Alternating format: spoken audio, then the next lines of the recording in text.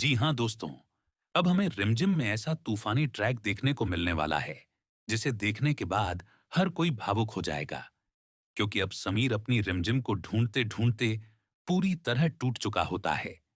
लेकिन उसका दिल एक बात मानने को तैयार नहीं होता कि उसकी रिमझिम उसे छोड़कर कहीं जा सकती है। समीर को बार बार यही महसूस होता है कि जरूर कोई बहुत बड़ा खेल खेला गया है और इस खेल ऐसे ही अपडेट देखने के लिए हमारे वीडियो को लाइक करें और चैनल को सब्सक्राइब करें। अगर आप भी रिमझिम से प्यार करते हो तो कमेंट्स में आई लव यू रिमझिम और ई सपोर्ट रिमझिम जरूर से लिखना। के पीछे किसी अपने का हाथ है। वीरगढ़ महल का माहौल पूरी तरह बदल चुका होता है।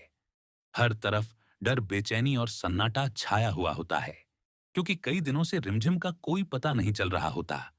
और दूसरी तरफ मोहिनी साहब बार बार झूठी चिंता दिखाते हुए सबको गुमराह करने की कोशिश कर रही होती है। लेकिन समीर अब किसी की बातों में आने वाला नहीं होता, क्योंकि उसका दिल बार बार एक ही नाम की तरफ इशारा कर रहा होता है, और वह नाम होता है रुक्मणी देवी का। जी हाँ दोस्तों, वही रुक्मणी देवी जो कुछ दिन पहले ही वीरगढ़ महल में वापस आई होती है। और आते ही उसने सबसे पहले रिमझिम को बंजारन कहकर अपमानित करना शुरू कर दिया था। समीर को अब धीरे धीरे हर बात समझ आने लगती है। उसे याद आने लगता है कि जिस दिन से दादी जी महल में आई थीं, उसी दिन से वह रिमझिम को समीर की जिंदगी से निकालने की कोशिश कर रही थी। कभी तानों से, कभी साजिशों से, तो कभी झूठे इल्जाम लगाकर। लेकिन रिमझिम हर बार चुप रहकर सब सह लेती थी, क्योंकि वह अपने समीर से बहुत प्यार करती थी और वीरगढ़ महल को अपना परिवार मानती थी। लेकिन अब रिमझिम अचानक गायब हो चुकी थी, और यह बात समीर के दिल को अंदर से तोड़ रही होती है। वह पूरी रात जाग जाग कर सिर्फ एक ही बात सोच रहा होता है कि आखिर उसकी रिमझिम कहाँ गई और क्यों गई। तभी अचानक समीर को एक बात याद आती है कि जब भी रिमझिम का नाम आता था, तब दादी जी के चेहरे पर नफरत साफ दिखाई देती थी।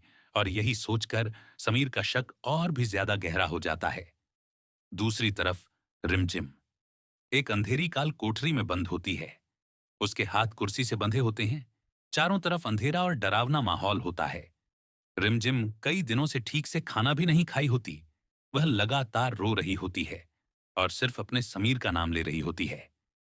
वह बार बार कह रही होती है, समीर, मुझे बचा लो, मुझे यहां से निकाल लो, मुझे बहुत डर लग रहा है। लेकिन उसकी आवाज उस अंधेरे कमरे से बाहर नहीं जा पा रही होती। और दूसरी तरफ दादी जी बार बार उसके पास आकर उसे धमका रही होती है कि अगर उसने वीरगढ़ महल वापस जाने की कोशिश की, तो वह उसे हमेशा के लिए खत्म कर